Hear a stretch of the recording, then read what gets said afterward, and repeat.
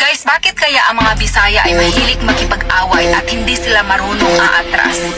Sila yung mga taong pag inaaway mo ng una, talagang lalaban sila. Hindi din sila natatakot mamatay kasi nga matatapang talaga sila.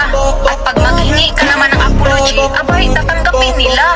Ang mga Bisayang yan ay tipo ng tao na mababait. Pero sila din tipong tao na ayaw mong kalabanin. Kasi hindi ka talaga aatrasan. Hanggang batayan yan sila, manalo or matalo. Nakakatakot ang mga Bisaya, no? Kasi pwede silang mabait, pero at the same time, pwede din silang worst enemy. Saan kaya nila namana yan? Siguro kay Lapu-Lapu. Si Lapu-Lapu ba yung pumatay kay Magellan? Guys, huwag niyong i-transfer ito sa Bisaya ha, baka yung mga... Body,